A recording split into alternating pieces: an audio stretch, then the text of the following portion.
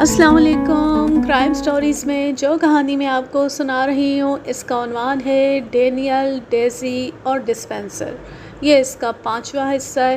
اس کے مصنف ہیں انسپکٹر احمد یار خان، اور یہ احمد یار خان کے کہانیوں کے مجموعے میں سے آخری کہانی ہے۔ امید ہے آپ کو پسند آئے گی۔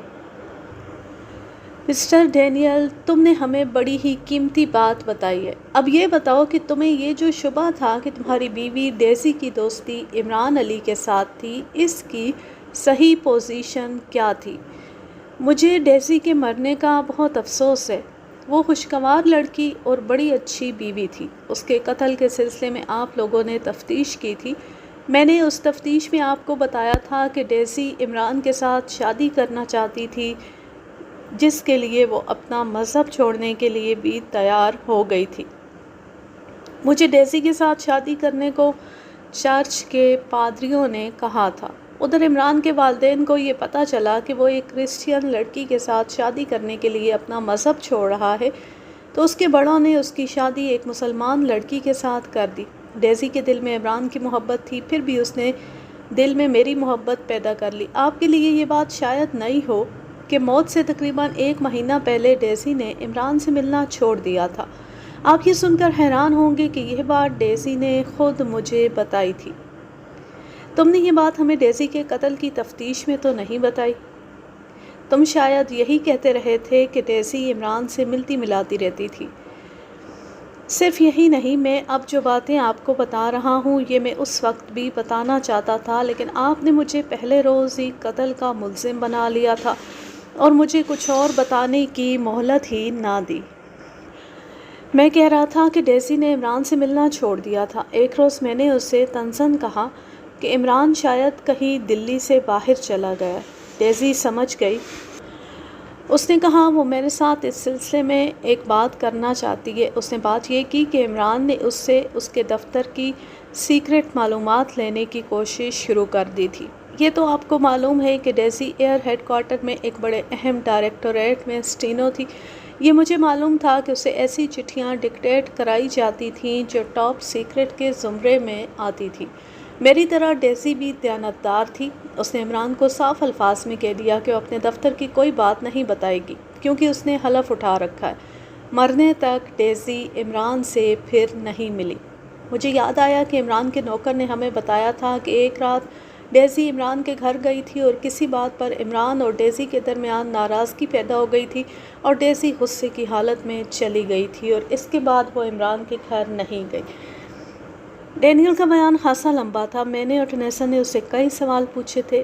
اس طرح ہمارا یہ شک پختہ ہو گیا کہ وجنتی ڈینیل سے اور عمران ڈیزی سے فوجی راز حاصل کرنے کی کوشش کر رہے تھے۔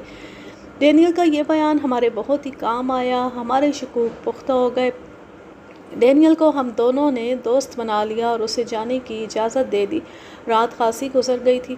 ہم نے عمران علی کی رپورٹ لینے کے لیے اس ASI کو بلایا جس کے حوالے عمران کو کیا تھا۔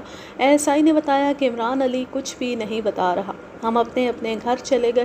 صبح ہیڈ کوارٹر میں آئے اور پہلا کام یہ کیا کہ ایک ہیڈ کانسٹیبل کو وجنتی کے گھر بھیج کر اسے ہیڈ کوارٹر میں طلب کیا۔ تقریباً 1 گھنٹے بعد وجنتی اپنے باپ کے ساتھ اپنی کار میں آئی۔ ہمارا ہیڈ کانسٹیبل ان کے ساتھ تھا۔ وجنتی کا باپ ہمارے پاس آیا اور پوچھا کہ ہم نے اس کی بیٹی کو کیوں بلایا ہے۔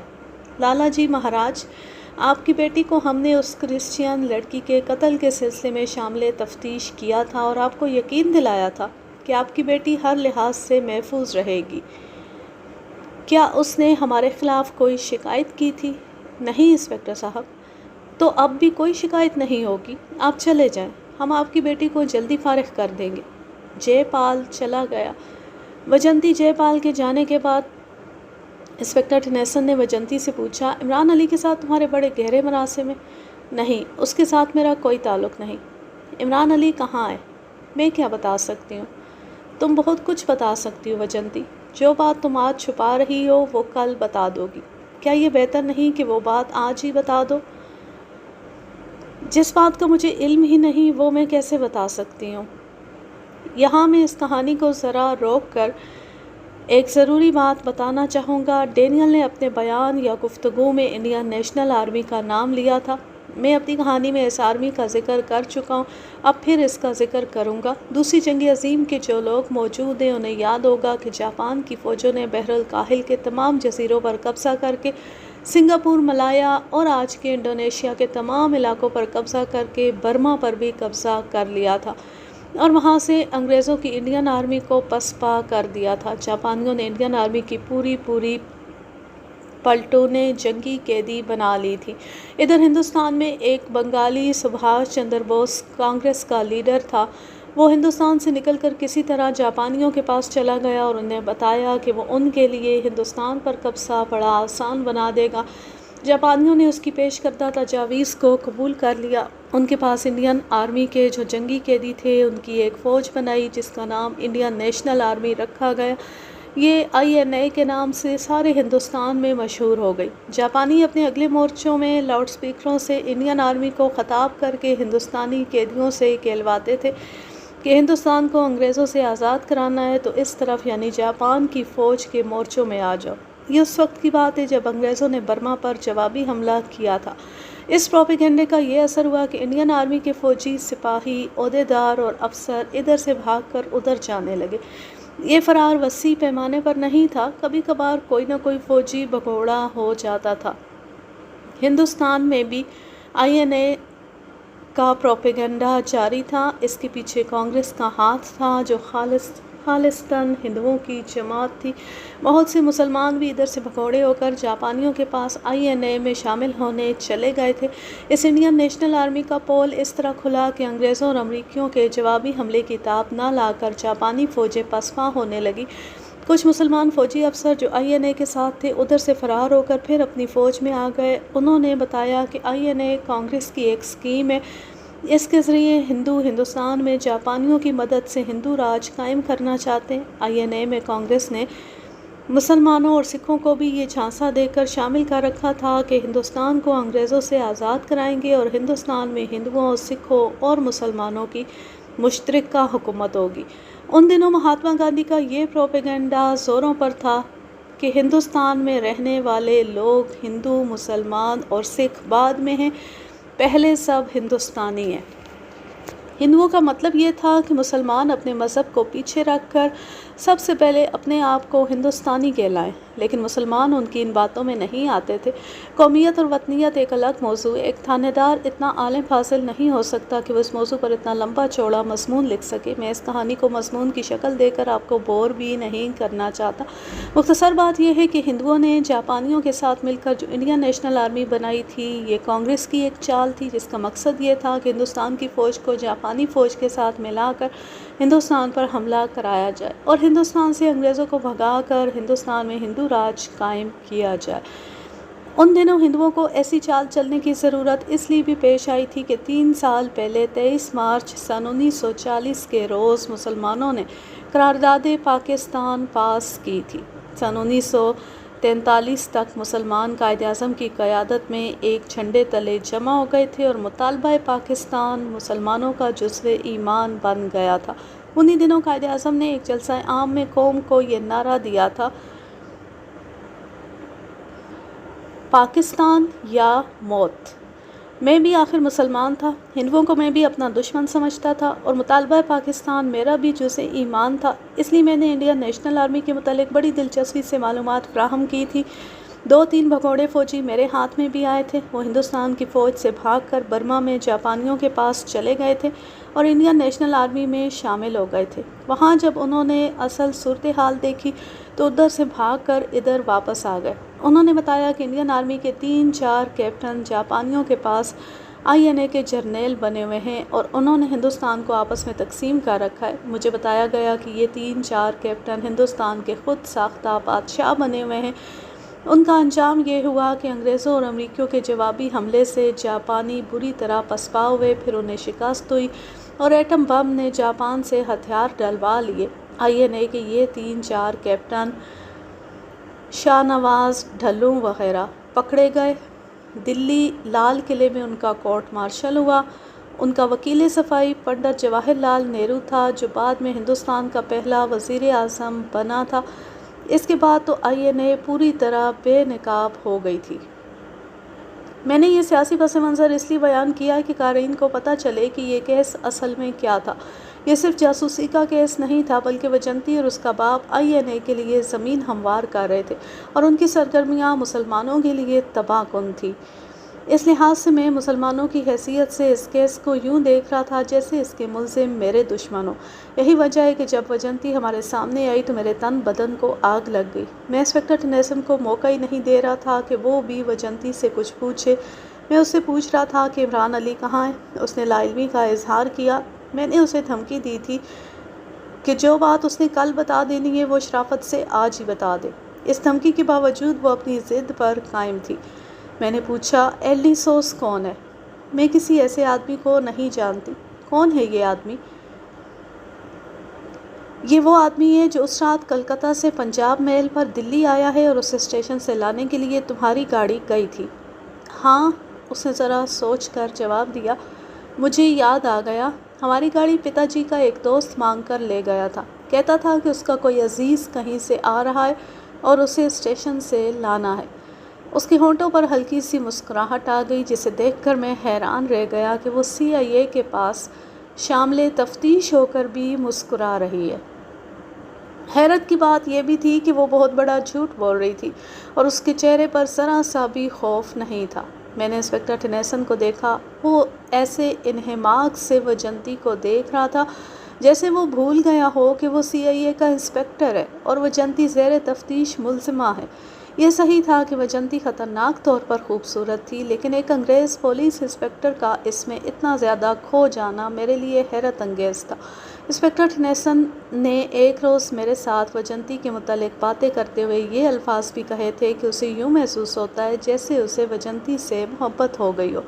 میں نے اسے اتنا سنجیدہ کبھی نہیں دیکھا تھا۔ پھر بھی میں یہ سمجھتا تھا کہ ٹنیسن وجنتی کی آبرو ریزی کرے گا اور اسے وہ ایذا رسانی یعنی 3rd ڈگری کے زمرے میں شامل کر دے گا۔ اس سے مجھے یہ خطرہ نظر آ رہا تھا کہ تفتیش خراب ہو جائے گی۔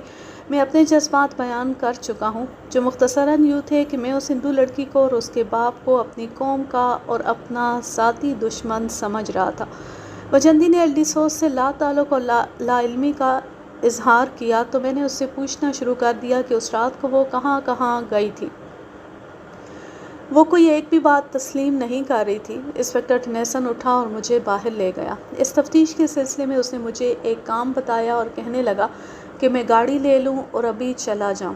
میں جانا نہیں چاہتا تھا۔ میرا ارادہ یہ تھا کہ وجنتی سے میں خود تفتیش کروں گا اور اسے ایک خوبصورت لڑکی نہیں بلکہ عمران علی جیسا ڈھیٹ مرد سمجھ کر اسے ٹارچر سیل میں ڈال دوں گا، لیکن ٹنیسن کا حکم ماننا میرے لیے فرض تھا کیونکہ وہ مجھ سے سینئر انسپکٹر تھا اور سب سے بڑی بات یہ کہ وہ انگریز تھا۔ میں بعد نخواستہ اس کے بتائے ہوئے کام پر روانہ ہو گیا۔ یہ کام اس نوعیت کا تھا کہ میں اگلی صبح اپنے ہیڈ کوارٹر میں گیا تو انسپکٹر ٹنیسن کو رپورٹ دی کہ میں کیا کر آیا ہوں۔ پھر اس سے پوچھا کہ وجنتی کی تفتیش کہاں تک پہنچی ہے۔ مان جائے گی، ابھی وہ اپنی جوانی کے جوش میں ہے اور اسے غالباً یہ توقع ہے کہ اس کا باپ اسے چھڑا لے گا۔ جن آدمیوں کو ہم نے باہر مقرر کر رکھا ہے ان کی رپورٹیں بڑی اچھی ہیں۔ مجھے امید ہے کہ ہم پورے رینگ کو جلدی زمین کے اوپر لا کر انٹیلیجنس کے حوالے کر دیں گے۔ وجنتی ہمارے ہیڈ کوارٹر میں ہی تھی۔ میں نے ٹنیسن سے کہا کہ وجنتی کو بلاتے ہیں۔ میرا مطلب یہ تھا کہ اس لڑکی کو آرام کا سانس نہ لینے دیا جائے اور اسے سوچنے کا موقع بھی نہ ملے۔ وجنتی کو لایا گیا۔ میں نے خاص طور پر نوٹ کیا کہ وجنتی کے چہرے پر گھبراہٹ کے کوئی آثار نہیں تھے اور وہ تر و تازہ نظر آ رہی تھی۔ میں نے گزشتہ روز کی طرح اس پر سوالوں کے تیر برسانے شروع کر دیے۔ وہ کوئی ایک بات بھی نہیں مان رہی تھی۔ انسپکٹر ٹنیسن، اسے عمران علی کے پاس بھیج دیتے ہیں، یہ ایسے نہیں مانے گی۔ میں اسے زیادہ مہلت نہیں دوں گا، ٹنیسن نے کہا۔ اسے ذرا میرے پاس رہنے دو۔ اس نے وجنتی کو اس کمرے میں ایک کانسٹیبل کی نگرانی میں بھجوا دیا جس میں اسے اکیلا رکھا جاتا تھا۔ میرے ساتھ ٹنیسن نے اس تمام تفتیش کا تجزیہ شروع کر دیا جو اس وقت تک ہم کر چکے تھے۔ میں نے خود محسوس کیا کہ یہ تجزیہ اور اس پر بات چیت ضروری تھی کیونکہ اب اس واردات کے مرکزی کردار ہمارے ہاتھ میں تھے اور ان کے گروہ کے 3-4 افراد دلی میں تھے جو ہماری نظر میں آ گئے تھے۔ اس بحث و تمہیز میں کم و بیش 2 گھنٹے گزر گئے اور ہم نے اسے آگے بڑھنے کی ایک لائن تیار کر لی۔ انسپکٹر ٹنیسن نے مجھے کہا کہ میں عمران علی سے الگ تھلگ تفتیش کروں اور وہ وجنتی سے پوچھ گچھ کرتا رہے گا، اور ہر شام یا کسی بھی وقت ہم دونوں اپنی اپنی تفتیش ایک دوسرے کو دکھا کر کسی نتیجے پر پہنچیں گے۔ انسپکٹر ٹنیسن، میں نے اپنے اسی خیال کا اظہار کیا جو میں پہلے بھی کر چکا تھا۔ ہم بلا وجہ سر کھپا رہے ہیں۔ اب یہ کیس انٹیلیجنس کا ہے، کیوں نہ ہم ڈی ایس پی میڈیوز کو قائل کر کے وجنتی وغیرہ کو انٹیلیجنس کے حوالے کر دیں اور ہم صرف ایکسیڈنٹ کا کیس تیار کر کے چالان عدالت میں دے دیں۔ تم نہیں سمجھتے مسٹر ملک، میں انٹیلیجنس والوں کو جانتا ہوں۔ وہ ہمارے اوپر والے افسروں کو یہ تاثر دیں گے کہ ہم نے کچھ بھی نہیں کیا اور یہ کیس انہوں نے اپنی محنت سے پکڑا ہے۔ دراصل مسٹر ملک، میں تمہارے فائدے کی بات سوچ رہا ہوں۔ میں چاہتا ہوں کہ یہ کیس مکمل کر کے ہم انٹیلیجنس والوں کو دیں، اور میں اس کے ساتھ یہ بھی لکھوں کہ اس ہندوستانی سب انسپکٹر یعنی تم نے بڑی محنت اور دیانتداری سے اس کیس کے ہر فرد کو پکڑا اور بڑی کامیاب تفتیش کی ہے۔ اس سے یہ ہوگا کہ تمہیں ترقی مل جائے گی، سند بھی مل جائے گی، ہو سکتا ہے کوئی نقد انعام بھی مل جائے، لیکن میں تمہیں انسپکٹر دیکھنا چاہتا ہوں۔ میں خاموش ہو گیا۔ اس کے بعد میں عمران علی سے الگ تفتیش کرنے لگا۔ اس شخص کی حالت بہت ہی بری ہو گئی تھی، لیکن ابھی تک وہ اپنے انکار پر قائم تھا۔ وہ بار بار سگریٹ مانگتا تھا اور میں اسے کہتا تھا کہ وہ ہمارے سوالوں کے صحیح جواب دے دے تو میں اس کے آگے ان سگریٹوں کے ڈھیر لگا دوں گا جو برانڈ وہ پینے کا عادی ہے، لیکن وہ میری بات پر نہیں آ رہا تھا۔ میں اسے ایک لالچ یہ بھی دینا چاہتا تھا کہ اسے وعدہ معاف گواہ بنا لیا جائے گا، لیکن یہ میں نے پھر کسی وقت کے لیے ملتوی کر دیا۔ میں نے ایک طریقہ یہ بھی سوچا کہ اسے شراب پلاؤں گا اور نشے کی حالت میں وہ کچھ نہ کچھ اگل دے گا۔ ہم نے بعض ملزموں پر یہ طریقہ آزمایا تھا۔ اس روز اسے اتنا ٹارچر کیا گیا تھا کہ اس پر غشی طاری ہو رہی تھی۔ میں اسے اے ایس آئی کے حوالے کر کے آ گیا۔ اے ایس آئی سے یہ کہہ آیا کہ وہ عمران علی کو کچھ پلا کر ذرا آرام دے۔ اسی رات کا ذکر ہے، میں گہری نیند سویا ہوا تھا۔ گاڑی کے ہارن پر میری آنکھ کھلی۔ اس کے بعد دروازے پر دستک ہوئی۔ میں اپنی گاڑی کا ہارن پہچانتا تھا۔ میں باہر نکلا تو انسپکٹر ٹنیسن کو دروازے میں کھڑا دیکھ کر پریشان ہو گیا۔ مسٹر ملک، انسپکٹر ٹنیسن نے بڑی گھبراہٹ میں کہا، وہ غائب ہو گئی ہے۔ کون؟ وجنتی۔ ٹنیسن کے ساتھ اپنے ہیڈ کوارٹر کا ایک ہندو ہیڈ کانسٹیبل تھا۔ ٹنیسن نے بتایا کہ اس ہیڈ کانسٹیبل نے آ کر اسے بنگلے میں اطلاع دی ہے کہ لڑکی لاپتہ ہو گئی ہے۔ میں بڑی تیزی سے کپڑے پہن کر اس کے ساتھ چلا گیا۔ ٹنیسن نے راستے میں مجھے کہا کہ ڈی ایس پی میڈیوز کو ابھی نہ بتایا جائے۔ میں نے اس کی اس بات کو ٹھیک نہ سمجھا۔ میں نے کہا کہ اوپر اطلاع دینا بہت ضروری ہے۔ اگر کوئی عام قسم کا ملزم ہوتا اور جرم معمولی ہوتا تو پھر ہم ایک دو روز اپنے طور پر تلاش کر لیتے اور رپورٹ بعد میں اوپر پہنچاتے، لیکن وجنتی کا معاملہ بہت سنگین تھا۔ وہ صرف سی آئی اے کی نہیں بلکہ انٹیلیجنس کی بھی ملزمہ تھی۔ انسپکٹر ٹنیسن میری تجویز رد کر رہا تھا، لیکن میرے دماغ میں ایک اور خطرہ آ گیا، وہ یہ کہ یہ تو انگریز ہیں اور اوپر والے افسر بھی انگریز ہیں۔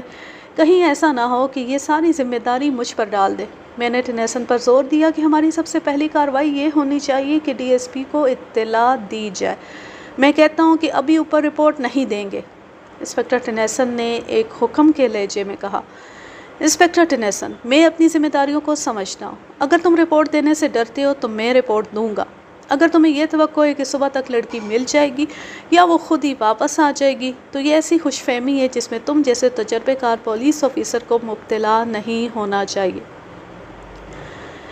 ٹنیسن نے مجھ پر اپنا حکم چلانے کی بہت کوشش کی، لیکن میں نے اس کا یہ غلط حکم ماننے سے صاف انکار کر دیا۔ میں نے اسے یہاں تک کہا کہ میں وجنتی کے گھر پر اور اس کے گروہ کے جن آدمیوں کے گھر دیکھے ہیں ان پر چھاپے مرواؤں گا۔ میں نے یہ بھی کہا کہ اس سے پہلے میں اس کانسٹیبل اور ہیڈ کانسٹیبل کو الٹا لٹکا کر تفتیش کروں گا کہ لڑکی فرار کس طرح ہوئی۔ مختصر یہ کہ میں نے ایسا ہنگامہ کھڑا کر دیا کہ ٹنیسن چپ ہو گیا۔ میں نے جب اسے یہ کہا کہ ایک انگریز افسر کو اتنے بڑے جرم پر زیادہ سوچنا ہی نہیں چاہیے بلکہ فوری طور پر ایسی کارروائی کرنی چاہیے کہ سارا ہندوستان ہل جائے، تو ٹنیسن نے کہہ دیا کہ تم ڈی ایس پی کو فون کرو۔ رات 1:30 بجے کسی انگریز افسر کو گہری نیند سے جگانے کی جرأت ہندوستان کا کوئی بڑے سے بڑا مہاراجا اور نواب بھی نہیں کر سکتا تھا، لیکن انگریز افسر اپنی ڈیوٹی کے اتنے دیانتدار تھے کہ اس قسم کی ہنگامی صورتحال میں انہیں ان کا نوکر بھی جگا سکتا تھا۔ میں نے ڈی ایس پی میڈیوز کا نمبر ڈائل کیا تو مجھے آج تک یاد ہے کہ دوسری ہی رنگ پر اس کی بیوی نے ریسیور اٹھا لیا۔ میں نے اسے بتایا کہ میڈیوز صاحب کے لیے ضروری پیغام ہے، تو فوراً ریسیور میڈیوز کے منہ کے ساتھ لگ گیا۔ میں نے اسے بتایا کہ جے پال کی بیٹی وجنتی ہیڈ کوارٹر سے فرار ہو گئی ہے۔ یہ غلط ہے، ڈی ایس پی میڈیوس نے کہا۔ وہ فرار نہیں ہوئی، اسے فرار کرایا گیا ہے۔ اس کا مطلب یہ ہے کہ اس کا گروہ بڑا طاقتور اور پولیس کے اندر تک پہنچنے والا ہے۔ اس گروہ کے ذرائع مضبوط ہیں۔ تمہیں کس طرح اور کس وقت پتہ چلا ہے؟ میں نے اسے اس سوال کا تفصیلی جواب دیا۔ میرا خیال تھا کہ وہ کہے گا کہ فون انسپکٹر ٹنیسن کو دو، لیکن اس نے یہ کہا کہ فوراً گاڑی بھیجو، میں ابھی آ رہا ہوں۔ میں نے ڈرائیور کو بلایا اور اسے کہا کہ گاڑی فوراً ڈی ایس پی میڈیوس کے بنگلے پر لے جائے۔ آدھے گھنٹے کے اندر اندر ڈی ایس پی میڈیوس ہیڈ کوارٹر میں آ گیا۔ اس کے آنے تک انسپکٹر ٹنیسن نے میرے ساتھ کوئی خاص بات نہ کی۔ میں پریشانی کے عالم میں اس کے ساتھ کوئی بات کرتا تھا تو وہ اس طرح مختصر بلکہ ادھورا سا جواب دیتا تھا جیسے اس کا دماغ حاضر نہ ہو۔ اس کی ذہنی حالت ایسی ہی ہونی چاہیے تھی۔ ہماری سب سے بڑی غلطی یہ تھی کہ وجنتی کو حوالات میں بند کرنے کی بجائے ایک کھلے کمرے میں رکھا جاتا تھا جس کے دروازے پر ایک کانسٹیبل موجود رہتا تھا۔ اس پہرے کی ذمہ داری اس ہندو ہیڈ کانسٹیبل کی تھی جو ٹنیسن کو یہ اطلاع دینے گیا تھا کہ لڑکی غائب ہو گئی ہے۔ وہ کہاں سے فرار ہوئی ہے؟ ڈی ایس پی میڈیوس نے آتے ہی پہلا سوال یہ کیا، مجھے دکھاؤ۔ میں نے ٹنیسن کی طرف دیکھا۔ اس سوال کا جواب وہی دے سکتا تھا کیونکہ وجنتی کو اس نے اپنی تحویل میں رکھا ہوا تھا اور میں عمران علی کے ساتھ لگا ہوا تھا۔ ٹنیسن آگے آگے چل پڑا، ڈی ایس پی اور میں اس کے پیچھے پیچھے۔ ٹنیسن ایک کمرے کے سامنے رکا اور بتایا کہ اسے اس کمرے میں رکھا گیا تھا۔ یہ ہیڈ کوارٹر کی عمارت کا کوریڈور تھا جس کے آمنے سامنے 3 کمرے تھے۔ یہ کمرے ملزموں، مشتبہوں یا گواہوں کو کچھ دیر بٹھانے کے لیے استعمال ہوتے تھے۔ جس کمرے میں وجنتی کو رکھا گیا تھا اس میں ایک چارپائی اور بستر تھا، 2 کرسیاں اور معمولی سی ایک تپائی بھی پڑی ہوئی تھی۔ دروازے میں ایک سٹول رکھا تھا جس پر ڈیوٹی کانسٹیبل بیٹھا رہتا تھا۔ ڈی ایس پی نے اس کانسٹیبل کو بلایا جو لڑکی کے فرار کے وقت ڈیوٹی پر تھا۔ کیا تم اس وقت سوئے ہوئے تھے جب لڑکی یہاں سے نکلی تھی؟ میں پیشاب کرنے چلا گیا تھا صاحب بہادر۔ دروازہ باہر سے بند کر گیا تھا۔ واپس آیا تو دروازہ کھلا ہوا تھا اور لڑکی کمرے میں نہیں تھی۔ پھر تم نے کیا کیا؟ میں نے ہیڈ کانسٹیبل جسپال کو جگا کر بتایا کہ لڑکی کمرے سے غائب ہے۔ جسپال نے کیا کہا؟ جسپال نے کہا کہ وہ انسپکٹر ٹنیسن صاحب بہادر کو اطلاع دینے جا رہا ہے۔ اس نے ڈرائیور کو جگایا اور گاڑی میں انسپکٹر ٹنیسن صاحب بہادر کو اطلاع دینے چلا گیا۔ ڈی ایس پی میڈیوس نے اسے کہا کہ اسے وہ بیت الخلاء دکھائے جہاں وہ پیشاب کرنے گیا تھا۔ کانسٹیبل اس طرف چل پڑا۔ ہم سب اس کے پیچھے گئے۔ پیشاب کے لیے اسی کوریڈور کے باہر ایک بیت الخلاء تھا۔ وہاں تک جانے، پیشاب کرنے اور واپس آنے میں 10 منٹ سے زیادہ وقت نہیں لگنا چاہیے تھا۔ 10 منٹوں میں کسی کا آنا، کمرے کے دروازے کا بولٹ کھولنا اور وجنتی کو جگا کر وہاں سے نکال لے جانا بہت ہی مشکل تھا۔ بیت الخلاء میں کانسٹیبل 2 یا زیادہ سے زیادہ 3 منٹ رہا ہوگا۔ وہ باقی وقت کوریڈور میں جا رہا تھا یا واپس آ رہا تھا۔ کانسٹیبل کو الگ کھڑا کر کے ڈی ایس پی نے ہیڈ کانسٹیبل جسپال سے پوچھا کہ اسے اطلاع ملی کہ لڑکی غائب ہے تو اس نے کیا کہا تھا۔ اس نے بتایا کہ وہ انسپکٹر ٹنیسن کو اطلاع دینے چلا گیا تھا۔ انسپکٹر ٹنیسن کو اطلاع دینے کیوں چلے گئے تھے؟ کیا ہیڈ کوارٹر میں کوئی اور افسر نہیں تھا؟ معلوم کرنے پر پتہ چلا کہ اس رات ہیڈ کوارٹر میں 2 ہندوستانی انسپکٹر اور ایک سب انسپکٹر ڈیوٹی پر موجود تھے۔ کسی بھی ملزم یا مشتبہ کے فرار کی اطلاع ایک انسپکٹر کو ملنی چاہیے تھی جو ایسی ایمرجنسی کاموں کے لیے ڈیوٹی پر تھا۔ کیا تمہیں انسپکٹر ٹنیسن نے پہلے بتا رکھا تھا کہ یہ لڑکی فرار ہو جائے تو اسے اطلاع دی جائے؟ ڈی ایس پی نے پوچھا۔ جسپال پر گھبراہٹ طاری ہو گئی، وہ کوئی جواب نہ دے سکا۔ ڈی ایس پی نے کانسٹیبل کو بلایا۔ تم نے ایسا کیوں نہ کیا کہ لڑکی کو غائب دیکھ کر دوڑ کر باہر جاتے، باہر سڑک پر دیکھتے، بلڈنگ کے چاروں طرف دیکھتے، باہر ایک کار نظر آ جاتی، شاید تانگا نظر آ جاتا اور ہو سکتا تھا لڑکی بھاگتی نظر آ جاتی۔ سی آئی اے ہیڈ کوارٹر کی بلڈنگ کوئی قلعہ نہ تھا، ارد گرد 5 فٹ کے قریب فصیل تھی۔ ایک گیٹ سامنے کی طرف اور چھوٹا سا ایک گیٹ پیچھے کی طرف تھا۔ سامنے وسیع کمپاؤنڈ تھا، پیچھے بھی کچھ جگہ خالی تھی۔ چھوٹی سی ایک سڑک پیچھے سے گزرتی تھی، سامنے کی طرف بڑی سڑک تھی۔ کانسٹیبل اور ہیڈ کانسٹیبل کے بیان اتنے کچے تھے کہ اوسط درجے ذہانت کا آدمی بھی سمجھ سکتا تھا کہ یہ دونوں جھوٹ بول رہے ہیں۔ بیان لینے والا ایک انگریز ڈی ایس پی تھا جو اسکاٹ یارڈ کا تربیت یافتہ تھا اور ہندوستان میں 6 سال گزار چکا تھا۔ ہندوستانیوں کی ذہنیت کو ہم سے زیادہ سمجھتا تھا۔ میں تو فوراً سمجھ گیا تھا کہ لڑکی کو بھگانے میں اس ہیڈ کانسٹیبل اور کانسٹیبل کا ہاتھ ہے۔ یہ دونوں ہندو تھے، اس لیے میرا شبہ تھا کہ وجنتی کے باپ نے ان دونوں کو پیسے دے کر وجنتی کو فرار کرایا ہے۔ میں نے دیکھا کہ ڈی ایس پی میڈیوز انسپکٹر ٹنیسن کے ساتھ کوئی بات نہیں کرتا تھا۔ وہ کانسٹیبل اور ہیڈ کانسٹیبل سے پوچھ گچھ کرتے بار بار میری طرف دیکھتا اور مسکراتا تھا۔ آخر اس نے ٹنیسن کو کہا کہ وہ اپنے کمرے میں جا کے بیٹھے۔ کانسٹیبل اور ہیڈ کانسٹیبل کو وہ میرے کمرے میں لے گیا۔ میں ان کے پیچھے گیا تو اس نے مجھے کمرے کے باہر کھڑا رہنے کو کہا اور دروازہ بند کر لیا۔ میں بہت پریشان ہوا۔ میڈیوز سخت طبیعت کا ڈی ایس پی تھا۔ اس کے علاوہ واردات اتنی سنگین ہو گئی کہ میری اور ٹنیسن کی اب خیر نہیں تھی۔ ہمیں صرف لائن حاضر ہی نہیں ہونا تھا بلکہ معطل ہونا تھا۔ اس کے بعد یہی نظر آتا تھا کہ ہمارے خلاف محکمانہ کارروائی نہیں ہوگی بلکہ مقدمہ چلے گا۔ میں نے اپنی سب انسپکٹری کو دل ہی دل میں خیرآباد کہہ دیا اور اپنے آپ کو ایسا ہی سمجھنے لگا۔ ہمارا یعنی میرا اور انسپکٹر ٹنیسن کا جرم یہ تھا کہ وجنتی کی سیکیورٹی کا کوئی انتظام نہیں کیا تھا۔ اسے حوالات میں بند ہونا چاہیے تھا، اس کا جواز موجود تھا۔ اگر اسے کسی اور کمرے میں رکھنا تھا تو کمرے کا دروازہ باہر سے مقفل ہونا چاہیے تھا، چابی کسی ذمہ دار افسر کے پاس ہوتی۔ آدھا گھنٹہ بھی نہیں گزرا تھا کہ ڈی ایس پی نے مجھے اندر بلایا اور کہا کہ ان دونوں کو حوالات میں الگ الگ بند کر کے میرے پاس آؤ۔ میں نے اس کے حکم کی تعمیل کی اور اس کے پاس چلا گیا۔ بیٹھ جاؤ خان، تم نے کچھ سوچا ہے کہ یہ لڑکی کس طرح فرار ہوئی ہے؟ ہاں صاحب، اس ہیڈ کانسٹیبل اور کانسٹیبل کو پیسے دے کر وجنتی کے گروہ نے اسے فرار کرایا ہے۔ کیا تم بھی ان کے ساتھ تھے؟ نہیں صاحب بہادر، اگر میں پولیس ڈپارٹمنٹ کا وفادار نہیں ہوں تو بھی میں کانگریسی ہندوؤں کا دوست نہیں ہو سکتا، کیونکہ میں مسلمان ہوں اور کانگریس کے مسلم کش مقاصد کو میں اچھی طرح سمجھتا ہوں۔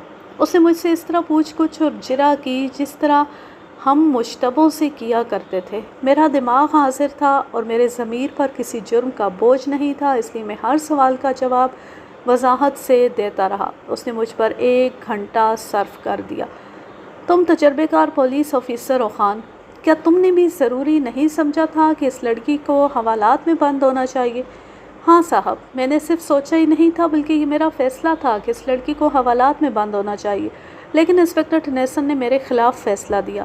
ڈی ایس پی صاحب بہادر، اس لڑکی کی گاڑی ایل ڈی سوز کو ریلوے اسٹیشن سے لینے کے لیے گئی۔ یہ شخص اس کے گھر گیا، اسے ہوٹل میں ٹھہرایا گیا۔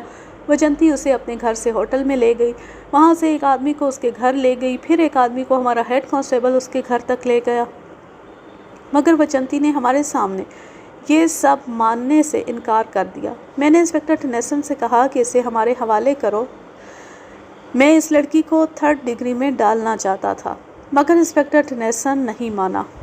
غور کرو خان، پھر جواب دو۔ میں کہتا ہوں لڑکی کو انسپکٹر ٹنیسن نے فرار کرایا ہے۔ تم کیا کہتے ہو؟ یہ سوچ لو کہ تم ٹنیسن کے ساتھ تھے۔ یہ پہلا موقع تھا کہ مجھے ایک ملزم کی حیثیت سے شامل تفتیش کیا گیا تھا۔ میں تو پوری دیانتداری سے سروس کر رہا تھا، مگر میری دیانتداری مشکوک ہو گئی تھی۔ یہ انگریز ڈی ایس پی ایک انگریز انسپکٹر پر شبہ کر کے مجھ سے پوچھ رہا تھا کہ میں کیا کہتا ہوں۔ میرے اندر غلامی بیدار ہو گئی۔ صاحب، میں نے غلاموں کی طرح کہا، میں ایک انگریز انسپکٹر کے متعلق رائے نہیں دے سکتا۔ میں تم سے دیانتداری کی توقع رکھتا ہوں۔ میں نے شبہ ظاہر کیا ہے کہ انسپکٹر ٹنیسن نے لڑکی کو یہاں سے نکالا ہے۔ بولو کیا کہتے ہو؟ تم اس کے ساتھ تھے؟ اچانک میرے ذہن میں بڑے کام کی باتیں آ گئیں۔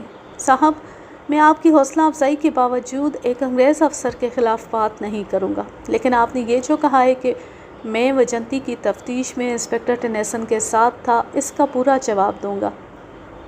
مجھے اب خیال آیا کہ انسپکٹر ٹنیسن نے مجھے اس وقت تفتیش سے کیوں الگ کر دیا تھا جب وجنتی ہمارے پاس آئی تھی۔ وجنتی کے آنے سے پہلے ایک روز انسپکٹر ٹنیسن نے مجھے کہا تھا کہ اس کی خواہش ہے کہ اس لڑکی کو شامل تفتیش کر کے یہاں بلایا جائے۔ ہم آپس میں باتیں کرتے رہے تو ٹنیسن نے صاف الفاظ میں مجھے کہا کہ وہ یوں محسوس کرتا ہے جیسے اسے اس لڑکی کے ساتھ محبت ہو گئی ہو۔ میں نے انسپکٹر ٹنیسن کو اتنا سنجیدہ کبھی نہیں دیکھا تھا۔ میری رائے یہ ہے کہ ٹنیسن وجنتی کو دلی طور پر چاہتا تھا۔ پھر صاحب بہادر، یہ انسپکٹر ٹنیسن ہی تھا جس نے انٹیلیجنس والوں کی میٹنگ میں زور دے کر کہا تھا کہ وجنتی کو CIA ہیڈ کوارٹر میں بلایا جائے۔ صاحب اگر انسپکٹر ٹنیسن کو یہاں بلا لے تو میں یہ سب باتیں اس کے سامنے کروں گا تاکہ بعد میں ایسا نہ ہو کہ آپ اور انسپکٹر ٹنیسن یہ کہہ دیں کہ میں نے جھوٹ کہا ہے۔ نہیں، تم بات کرو۔ بات یہ ہے صاحب کہ میں اور ٹنیسن اس تمام تفتیش میں ہر لمحہ اکٹھے رہیں، لیکن وجنتی آئی تو انسپکٹر ٹنیسن نے مجھے باہر کے کاموں پر بھیجنا شروع کر دیا۔ میں نے اسے ان کاموں کی تفصیل بتائی جن پر ٹنیسن مجھے بھیجتا رہا تھا۔ میں جان گیا ہوں، یہ کام ایک ہیڈ کانسٹیبل کے تھے جو یہ شخص ایک سب انسپکٹر سے کرواتا رہا ہے۔ آگے بولو۔ پھر انسپکٹر ٹنیسن نے مجھے کہا کہ میں دوسرے ملزم یعنی عمران علی کے ساتھ لگ جاؤں۔ یہ طریقہ کار بھی غلط تھا۔ میں نے ٹنیسن سے کہا کہ دونوں اکٹھے پہلے کی طرح ہر ملزم سے تفتیش کریں گے، لیکن صاحب میں ایک انسپکٹر کی اور وہ بھی ایک انگریز انسپکٹر کی حکم عدولی نہیں کر سکتا تھا۔ انسپکٹر ٹنیسن انگریز نہیں، ڈی ایس پی نے بڑے غصے سے کہا، وہ آئرش ہے۔ آئرلینڈ والوں کو ہم آئرش کہتے ہیں۔ آگے بات کرو۔ میں نے اسے بتایا کہ میں خود محسوس کر رہا تھا کہ انسپکٹر ٹنیسن وجنتی کو اپنے ساتھ رکھنے کے لیے مجھے دور دور رکھنے کی کوشش کر رہا ہے۔ یہ ساری باتیں سن کر ڈی ایس پی کچھ سوچنے لگا اور اس نے یوں سر ہلایا جیسے وہ میری رائے کا قائل ہو گیا۔ یہاں میں آپ کو برطانیہ کے متعلق ایک بات بتا دوں جو آپ کو شاید پہلے ہی معلوم ہوگی، آج کل تو اس کے بہت چرچے ہیں۔ آئرلینڈ برطانیہ کا صوبے جیسا ایک حصہ ہے۔ آئرلینڈ کے لوگ جو آئرش کہلاتے ہیں انگلینڈ سے آزادی مانگ رہے ہیں، یہ ان کی مسلح بغاوت ہے۔ آئرلینڈ والوں نے اپنی باقاعدہ فوج بنا رکھی ہے جسے آئرش ریپبلک آرمی کہتے ہیں، اور یہ فوج ساری دنیا میں IRA کے نام سے مشہور ہے۔ اب تک وہ انگلینڈ میں سینکڑوں جگہوں پر دھماکے کر کے بے انداز انگریزوں کی جانیں لے چکے ہیں، جن میں انگریزوں کے شاہی خاندان کا اور برصغیر پاک و ہند کا آخری وائسرائے لارڈ ماؤنٹ بیٹن بھی شامل ہے۔ آج کل آئرلینڈ کی جنگی آزادی عروج پر، اس سے پہلے باہر کی دنیا کے عام لوگوں کو معلوم نہیں تھا کہ آئرلینڈ انگلینڈ سے آزادی مانگ رہا ہے۔ حقیقت یہ ہے کہ جنگ عظیم دوم کے دوران بھی آئرلینڈ کے لوگ انگلینڈ کے لوگوں سے کھچے رہتے تھے۔ میں نے جب ڈی ایس پی میڈیوز کی زبانی سنا کہ انسپکٹر ٹنیسن آئرش ہے تو مجھے خیال آیا کہ اس پر شبہ کیا جا سکتا ہے، ورنہ کسی انگریز سے ایسی بددیانتی کی توقع نہیں رکھی جا سکتی تھی۔ اس میں کوئی شبہ نہیں کہ انگریز ایک دیانتدار قوم سمجھے جاتے تھے۔ مجھے باہر نکال کر میڈیوز نے انسپکٹر ٹنیسن کو اندر بلایا۔ کمرے کا دروازہ پھر بند ہو گیا جو 1 گھنٹے کے بعد کھلا۔ پہلے ڈی ایس پی میڈیوز باہر نکلا، اس کے پیچھے انسپکٹر ٹنیسن تھا۔ ٹنیسن کی آنکھیں ہلکی سبز تھیں لیکن اس وقت سرخ ہو رہی تھیں اور ان آنکھوں میں آنسو تھے۔ اس کا سر جھکا ہوا تھا۔ ڈی ایس پی نے مجھے اپنے پیچھے آنے کا اشارہ کیا۔ باہر جا کر وہ گاڑی کی اگلی سیٹ پر بیٹھ گیا۔ میں اور ٹنیسن پیچھے بیٹھے اور گاڑی چل پڑی۔ گاڑی انسپکٹر ٹنیسن کے بنگلے میں جا کر رکی۔ ٹنیسن نے مجھے اور ڈی ایس پی سے کہا کہ ہم گاڑی میں بیٹھے رہیں۔ اس نے دروازے پر دستک دی اور دروازہ کھلا۔ برآمدے کی بتی جل رہی تھی۔ میں یہ دیکھ کر حیران رہ گیا کہ دروازے پر وجنتی کھڑی تھی۔ دروازہ اسی نے کھولا۔ ٹنیسن نے ہمیں اشارہ کیا کہ ہم آ جائیں۔ ہم گئے۔ یہ ہے وجنتی، ٹنیسن نے کہا۔ ڈی ایس پی نے دونوں کو گاڑی میں بیٹھنے کو کہا۔ وجنتی کے چہرے پر حیرت اور گھبراہٹ کے آثار تھے۔ وہ ٹنیسن کی طرف دیکھنے لگی۔ دونوں گاڑی میں بیٹھے اور گاڑی چل پڑی۔ CIA ہیڈ کوارٹر میں پہنچ کر ڈی ایس پی میڈیوز نے جو کارروائیاں کی وہ دفتری نوعیت کی تھیں۔ میرا خیال تو یہ تھا کہ ٹنیسن کو باقاعدہ طور پر گرفتار کرایا جائے گا، لیکن ڈی ایس پی نے ان تینوں کو لائن حاضر کر دیا۔ وہ تینوں اسی وقت ہیڈ کوارٹر سے چلے گئے۔ میں حیران تھا کہ اتنے سنگین جرم پر اتنی معمولی سی کارروائی کیوں کی گئی ہے۔ اصل راز تو مجھ پر بعد میں کھلا تھا، لیکن یہ میں آپ کو کہانی مکمل ہونے سے پہلے ہی سنا دیتا ہوں۔ ہیڈ کانسٹیبل جسپال اور وجنتی پر پہرا دینے والے کانسٹیبل نے ڈی ایس پی کے سامنے اقبال جرم کر لیا تھا کہ انہیں انسپکٹر ٹنیسن نے کہا تھا کہ وہ رات کو وجنتی کو کمرے سے باہر لا کر پچھلے چھوٹے دروازے سے نکالیں۔ تانگے کا انتظام ہیڈ کانسٹیبل جسپال نے کیا تھا۔ تانگا دور کھڑا کیا گیا تھا۔ ان دونوں کو ٹنیسن نے ترقی کا لالچ دیا اور کچھ پیسے بھی دیے تھے۔ میں حیران تھا کہ ٹنیسن جیسا عقل مند، اپنے کام کا ماہر اور تجربے کار پولیس آفیسر اتنا بھی نہ کر سکا کہ ان دونوں کو قابل اعتبار قسم کے بیان سمجھا دیتا اور یہ بھی بتا دیتا کہ ان پر کس قسم کی جرح ہوگی۔ یہی وجہ تھی کہ ان دونوں نے نادان بچوں جیسے بیان دیے اور کسی بھی سوال کا جواب ایسا نہ دے سکے جو ان کے بیان کو صحیح ثابت کرتا۔ ڈی ایس پی میڈیوز نے انہیں یہ دھمکی دی تھی کہ یہ لڑکی جاسوسی اور تخریب کاری کے جرم کی مجرم نمبر 1 تھی جس کے اغوا میں انہیں سزائے موت دی جائے گی۔ میڈیوز نے انہیں یہ بھی کہا کہ وہ صحیح بات بتا دے تو ان کے ساتھ بہت زیادہ رعایت کی جائے گی۔ ایک انگریز ڈی ایس پی کا رو بھی کافی تھا۔ اس دھمکی نے ان کے پاؤں اکھاڑ دیے اور انہوں نے اقبال جرم کر لیا۔ میرے بیان نے انسپکٹر ٹنیسن کے تابوت میں آخری کیل ٹھونک دی۔ اس کے بعد ڈی ایس پی نے ٹنیسن کو بلایا۔ یہ کیس ختم ہونے کے بعد ٹنیسن نے ایک روز خود مجھے سنایا تھا کہ بند کمرے میں اس کی اور ڈی ایس پی کی کیا باتیں ہوئی تھیں۔ ٹنیسن کی عمر اس وقت 36-37 سال تھی اور وہ غیر شادی شدہ تھا۔ اس کے ساتھ میرا 2 سال کا ساتھ تھا۔ ہم نے کئی ایک کیسوں کی تفتیش اکٹھے کی تھی۔ اس طرح ہماری دوستی بھی ہو گئی تھی۔ میں جانتا تھا کہ ٹنیسن رومان پسند آدمی ہے۔ اس کیس کے بعد وہ جب مجھے ملا تو اس کا انداز معزت خواہانہ تھا۔ کہنے لگا کہ میں تم سے بہت شرمسار ہوں کہ تمہیں بھی میں نے خطرے میں ڈال دیا تھا۔ اس نے ڈی ایس پی کو فوراً بتا دیا تھا کہ لڑکی اس کے بنگلے میں ہے۔ اس نے ڈی ایس پی کا انداز بھانپ لیا تھا کہ ڈی ایس پی کو پتہ چل گیا ہے کہ لڑکی کو ہیڈ کوارٹر کے ہی کسی آدمی نے نکالا ہے۔ ٹنیسن نے ڈی ایس پی کو جو بیان دیا وہ یہ تھا کہ 10 سال پہلے اس نے ایک لڑکی کے ساتھ شادی کی تھی، لیکن 5-6 مہینے بعد ہی اس پر انکشاف ہوا کہ لڑکی اس کے ساتھ بے وفائی کر رہی ہے۔ اس لڑکی نے کسی اور کے ساتھ تعلقات پیدا کر رکھے تھے۔ ٹنیسن نے کورٹ کے ذریعے اس سے علیحدگی اختیار کر لی۔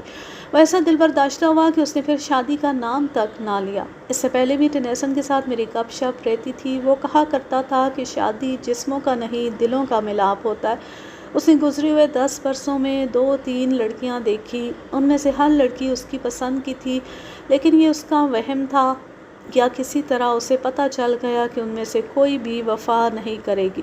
وجنتی کے متعلق میں آپ کو پہلے بتا چکا ہوں کہ یہ لڑکی ٹنیسن کے دل میں اتر گئی تھی۔ میں نے خود دیکھا تھا کہ وجنتی کے متعلق وہ اتنا سنجیدہ ہو گیا تھا کہ مجھے حیرت ہوئی تھی۔ اس نے جب مجھے تفتیش سے الگ کر دیا تھا تو وجنتی کے ساتھ وہ یہی معاملہ طے کرتا رہتا تھا کہ وہ اسے انڈیا سے نکال دے گا اور اپنے ملک پہنچا کر اس کے ساتھ شادی کر لے گا۔ وجنتی نقش و نگار کے لحاظ سے تو دلکش تھی ہی، لیکن اس کا رنگ بھی انگریزوں جیسا تھا۔ میں یہ سن کر حیران ہوا کہ انگریزوں سے آزادی حاصل کرنے کے لیے اتنی زیادہ جدوجہد کرنے والی لڑکی برطانیہ جانے اور ٹنیسن کے ساتھ شادی کرنے پر دل و جان سے آمادہ کس طرح ہو گئی۔ بعد میں مجھے یہ بھی پتہ چلا تھا کہ وجنتی نے اپنے اقبال جرم میں بھی کہا تھا کہ وہ برطانیہ جا کر ٹنیسن کے ساتھ شادی کرنا چاہتی تھی۔ انسپکٹر ٹنیسن، تم نے میڈیوس جیسے سخت ڈی ایس پی کو کس طرح قائل کر لیا تھا کہ وہ اتنی معمولی سی کارروائی کرے؟ وہ میرے جذبات سے متاثر ہو گیا تھا۔ وہ سمجھ گیا تھا کہ میں جھوٹ نہیں بول رہا۔ میرے آنسوؤں نے میرے بیان کی تصدیق کر دی تھی۔ میں نے میڈیوس کو یہ بھی کہا تھا کہ مجھے اتنی سی مہلت دے دے کہ میں ریوالور سے خودکشی کر لوں اور وہ یہ ظاہر کرے کہ میں نے گرفتاری سے پہلے ہی خودکشی کر لی تھی۔ دراصل مسٹر ملک، ڈی ایس پی میڈیوس مجھے ذاتی طور پر انگلینڈ سے جانتا ہے۔ اسے پہلے یہ شک تھا کہ میں چونکہ آئرش ہوں اس لیے میں انگلینڈ والوں کو دھوکہ دے رہا ہوں یا غداری کر رہا ہوں۔ میں نے اس کا یہ شک رفع کر دیا تھا۔ انسپکٹر ٹنیسن کو یہ سزا دی گئی تھی کہ 4 سال کے لیے اس کی ترقی روک دی گئی اور اسے برطانیہ واپس بھیج دیا گیا۔ ہیڈ کانسٹیبل جسپال اور اس کے ساتھی کانسٹیبل کو پولیس سروس سے نکال دیا گیا۔ اب میں کہانی کی طرف آتا ہوں۔ وجنتی کو برآمد کر کے سی آئی اے ہیڈ کوارٹر میں لایا گیا تو اسے حوالات میں بند کر دیا گیا۔ ڈی ایس پی میڈیوس کے کہنے پر اس نے بیان دے دیا تھا کہ اسے کس طرح نکالا گیا تھا اور ٹنیسن کے ساتھ اس نے کس طرح شادی کا معاملہ طے کیا تھا۔ اگلے روز یہ حکم ملا کہ وجنتی کو انٹیلیجنس کے حوالے کر دیا جائے اور عمران علی کو اپنے پاس رکھ کر ایکسیڈنٹ کا کیس تیار کیا جائے اور اس سے جاسوسی کے جرم کا بھی اقبال کروانے کی کوشش کی جائے۔ اقبال جرم کی صورت میں اس کا بیان مجسٹریٹ سے قلم بند کروا کر عمران علی کو انٹیلیجنس کے حوالے کیا جائے۔ اگر وہ 2-3 روز کے اندر اقبالی بیان نہیں دیتا تو اسے سی آئی اے کے حوالے کر دیا جائے۔ یہ کام میرے سپرد کیا گیا۔ میں عمران علی کے پاس گیا، اسے ایل ڈی سوز کا وہ خط دکھایا جو اس کے نام کلکتہ سے آیا تھا، پھر اسے بتایا کہ اس کے خلاف کیا کیا شہادت اکٹھی ہو چکی ہے۔ پھر میں نے یہ جھوٹ بولا کہ وجنتی نے اقبال جرم کر کے ہر نشاندہی کر دیے۔ میں نے اسے کہا کہ وجنتی کو وہ دیکھے تو پہچان نہ سکے۔ ان 2-3 دنوں میں اس لڑکی کے ساتھ جو سلوک ہوا ہے اس سے اس کا حلیہ ہی بگڑ گیا ہے۔ وہ ایک زندہ لاش بن گئی ہے اور اب اس نے جرم کا اقبال بھی کر لیا ہے۔ میں نے یہ بھی جھوٹ بولا کہ وجنتی کے باپ کو بھی گرفتار کر لیا گیا ہے۔ پھر میں نے اسے ان 2 آدمیوں کے نام بتائے اور ایڈریس بھی بتا دیے جن کو وہ لفافے میں بند پیغام بھیجا کرتا تھا۔ اس شہادت کا تو وہ سامنا ہی نہیں کر سکتا تھا۔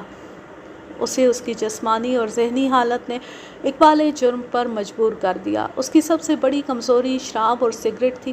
اس کی جسمانی حالت تو ایسی بری ہو گئی تھی کہ قد آدم آئینے کے سامنے کھڑا ہوتا تھا تو اپنے آپ کو بھی پہچان نہ سکتا۔ اس کی شیو بڑھ آئی تھی اور چہرہ چوسے ہوئے آم جیسا ہو گیا تھا۔ میں صحیح بیان دوں گا، اس نے مریضوں جیسی آواز میں کہا، کسی بھی قسم کی شراب کے 2 پیگ اور سگریٹ پلا دے۔ میں نے 4 پیگ شراب اور اس کی پسند کے برانڈ کے سگریٹ منگوا کر اس کے سامنے رکھ دیے۔ پہلے بیان شروع کرو، پھر بھی تمہیں شراب اور سگریٹ دوں گا۔ جہاں تم نے جھوٹ بولا مجھے پتہ چل جائے گا۔ تمہارے خلاف شہادت مکمل ہے۔ شراب اور سگریٹ اپنے سامنے دیکھ کر اس کی آنکھیں چمک اٹھی، چہرے پر رونق آ گئی۔ اس کی بے چینی اس کے قابو سے باہر تھی، مگر اس کا نشہ میرے قبضے میں تھا۔ اگر میں اسے کہتا کہ اس تھوڑی سی شراب اور 1 سگریٹ پیکٹ کے عوض اپنی کوٹھی میرے نام رجسٹری کرا دو تو وہ بھی کرا دیتا۔ اس نے بیان دینا شروع کر دیا۔ یہ خاصا لمبا بیان تھا۔ قارئین کی دلچسپی کے لیے ضروری حصے سناتا ہوں۔ وہ جاسوسی کے رنگ کا آدمی تھا۔ اس رنگ کا لیڈر وجنتی کا باپ لالا جے پال تھا اور وجنتی اس رنگ کی بڑی سرگرم اور اہم رکن تھی۔ اس نے ڈینیل کے ساتھ اسی مقصد کے لیے دوستی لگائی تھی کہ اس سے GHQ کے فوجی راز لے گی، لیکن ناکام رہی۔ ادھر عمران علی کی ڈیزی کے ساتھ محبت ہو گئی، جو صحیح معنوں میں محبت تھی، لیکن ان کی شادی نہ ہو سکی۔ ڈیزی کی شادی ڈینیل کے ساتھ ہو گئی تو عمران علی کو وجنتی نے مشورہ دیا کہ وہ ڈیزی سے ایئر ہیڈ کوارٹر کے راز لینے کی کوشش کرے۔ عمران علی نے ڈیزی سے بات کی تو ڈیزی بگڑ گئی اور ایک رات ڈیزی اس سے ناراض ہو کر چلی گئی۔ عمران علی نے نئی بات یہ بتائی کہ ڈیزی کے قتل سے 8-10 روز پہلے عمران علی نے ڈیزی کو فون کیا اور اسے کہا تھا کہ وہ عمران علی کی بات مان لے ورنہ وہ اسے بلیک میل کرے گا۔ ڈیزی نے کہا کہ وہ اسے کیا بلیک میل کرے گا؟ بلیک میل تو اب وہ خود ہوگا۔ ڈیزی کے پاس کوئی ایسی شہادت آ گئی تھی جس سے ثابت ہوتا تھا کہ عمران علی اور وجنتی کے آپس میں گہرے مراسم ہیں، اور یہ مراسم جذباتی نہیں بلکہ جاسوسی کے سلسلے میں ہے۔ اس کے علاوہ عمران علی کو ایئر ہیڈ کوارٹر سے کسی کام کا ٹھیکہ ملا تھا جو منسوخ ہو گیا اور کسی اور کانٹریکٹر کو دے دیا گیا۔ عمران علی کو شک تھا کہ ٹھیکہ ڈیزی نے منسوخ کرایا ہے۔ عمران علی نے وجنتی کے ساتھ بات کی تو یہ فیصلہ ہوا کہ ڈیزی کو ٹھکانے لگا دیا جائے۔ اسے قتل کرنے کی ترکیبیں سوچی جا رہی تھی کہ ایک روز ڈینیل نے وجنتی کو بتایا کہ ڈیزی کو ہسپتال میں داخل کرا دیا گیا ہے۔ اس وقت تک وجنتی ڈینیل کے ساتھ محبت کا ناٹک کھیل رہی تھی۔ اس نے عمران علی کو بتایا۔ عمران علی بڑا چالاک اور ہوشیار آدمی تھا۔ اسے پتہ چلا کہ ڈیزی کو مسلسل گلوکوز لگا ہوا ہے تو اس نے ڈسپنسر شعیب کے ساتھ دوستی پیدا کر لی اور اسے کہا کہ وہ ڈیزی کے گلوکوز میں زہر ملا دے۔ شعیب کو پیسوں کی ضرورت تھی۔ اس نے 500 روپوں کی پیشکش قبول کر لی، لیکن ڈینیل کی ماں ہسپتال میں ڈیزی کے ساتھ رہتی تھی، اس لیے شعیب کو موقع ہی نہیں ملتا تھا۔ ڈیزی بہتر ہونے لگی اور ایک رات ڈینیل کی ماں اپنے گھر چلی گئی۔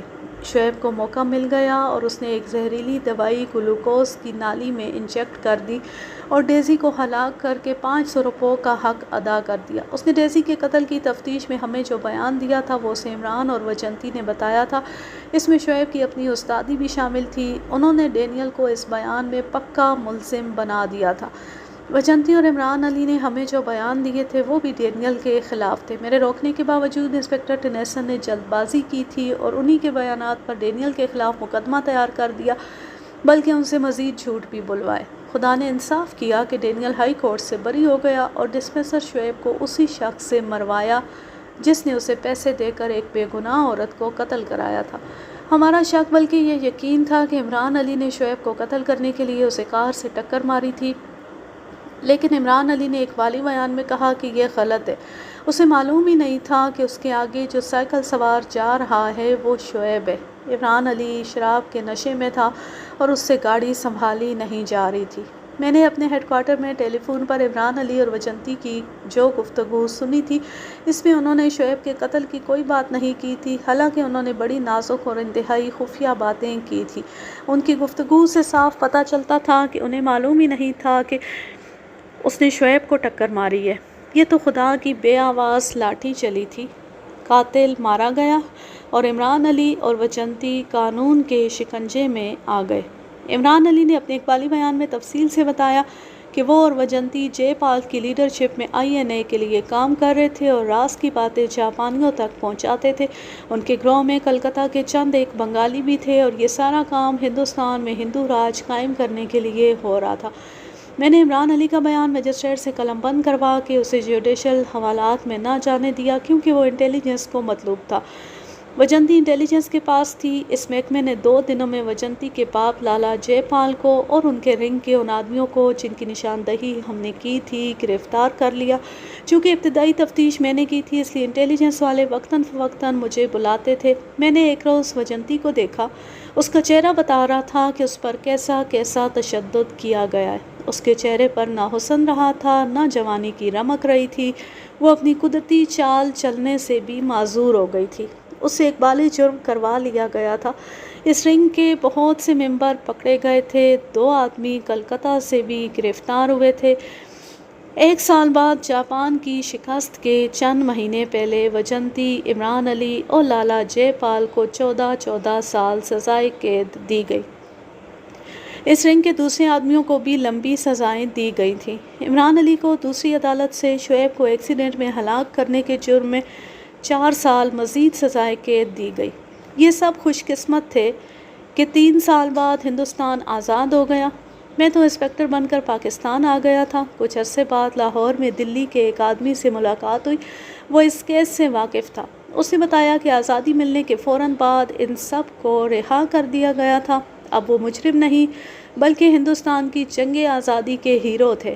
عمران علی اور اس کا تمام خاندان ہندوستان میں رہ گیا تھا۔